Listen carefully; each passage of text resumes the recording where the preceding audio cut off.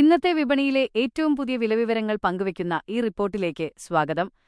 നമ്മുടെ പോക്കറ്റിനെ നേരിട്ട് ബാധിക്കുന്ന സ്വർണം, ഇന്ധനം, മറ്റു നിത്യോപയോഗ സാധനങ്ങൾ എന്നിവയുടെ കൃത്യമായ നിരക്കുകളാണ് ഇന്ന് നമ്മൾ പരിശോധിക്കുന്നത്. വാർത്തകൾ വിശദമായി അറിയുന്നതിനായി ഞങ്ങളുടെ ചാനൽ ഇതുവരെ സബ്സ്ക്രൈബ് ചെയ്യാത്തവരുണ്ടെങ്കിൽ ദയവായി ഇപ്പോൾ തന്നെ സബ്സ്ക്രൈബ് ചെയ്യുക. ആദ്യം നിക്ഷേപകർ ഉറ്റുനോക്കുന്ന സ്വർണ്ണവിപണിയിലെ വിശേഷങ്ങൾ പരിശോധിക്കാം. സംസ്ഥാനത്ത് സ്വർണ്ണവിലയിൽ ഇന്ന് വർധനവാണ് രേഖപ്പെടുത്തിയിരിക്കുന്നത്. കഴിഞ്ഞ കുറച്ച് ദിവസങ്ങളായി തുടരുന്ന വിലക്കുറവിനു ശേഷം ഇന്നൊരു പവൻ സ്വർണത്തിന് 200 രൂപ വർദ്ധിച്ചു. ഇതോടെ കേരളത്തിൽ ഒരു പവൻ സ്വർണത്തിന്റെ വിപണി വില 1,12,920 രൂപയായി ഉയർന്നു. ഗ്രാമിന് 14,115 രൂപ എന്ന നിരക്കിലാണ് ഇന്ന് വ്യാപാരം നടക്കുന്നത്. ആഗോള വിപണിയിലെ മാറ്റങ്ങളും വിവാഹ സീസണിലെ ആവശ്യകതയുമാണ് വില ഉയരാൻ കാരണമായത്. സാധാരണക്കാരെ ഏറെ ബാധിക്കുന്ന പാചകവാതക വിലയിൽ നിലവിൽ വലിയ ആശ്വാസമാണ് തുടരുന്നത്.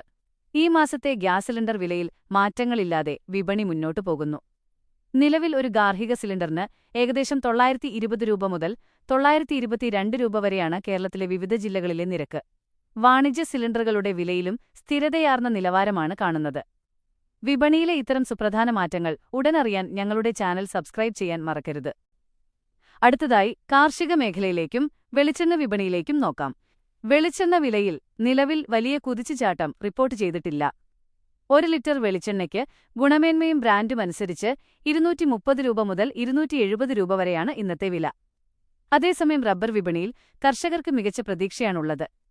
കോട്ടയത്ത് RSS 4 ഗ്രേഡ് റബ്ബറിന് കിലോയ്ക്ക് 260 രൂപ എന്ന മികച്ച നിരക്ക് ഇന്നും നിലനിൽക്കുന്നു. അടയ്ക്കയുടെ വിപണി പരിശോധിച്ചാൽ പഴയ അടയ്ക്കയ്ക്ക് കിലോയ്ക്ക് 400 രൂപയ്ക്ക് മുകളിൽ വില ലഭിക്കുന്നുണ്ട്.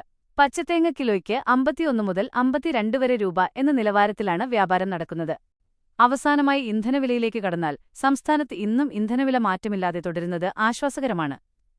കൊച്ചിയിൽ 1 ലിറ്റർ പെട്രോളിന് 105.70 രൂപയും ഡീസലിന് 94.70 രൂപയുമാണ് ഇന്നത്തെ നിരക്ക്. അന്താരാഷ്ട്ര വിപണിയിൽ ക്രൂഡ് ഓയിൽ വിലയിൽ വലിയ മാറ്റങ്ങൾ ഇല്ലാത്തതാണ് ഈ സ്ഥിരതയ്ക്ക് കാരണം. വിപണിയിലെ ഏറ്റവും പുതിയ അപ്ഡേറ്റുകളും ഓരോ ഉൽപ്പന്നങ്ങളുടെയും വിലയിലെ വ്യതിയാനങ്ങളും അപ്പപ്പോൾ നിങ്ങളുടെ കൈകളിലെത്താൻ ഞങ്ങളുടെ ഈ ചാനൽ സബ്സ്ക്രൈബ് ചെയ്യുക. ഇന്നത്തെ റിപ്പോർട്ട് ഇവിടെ അവസാനിക്കുന്നു. നന്ദി.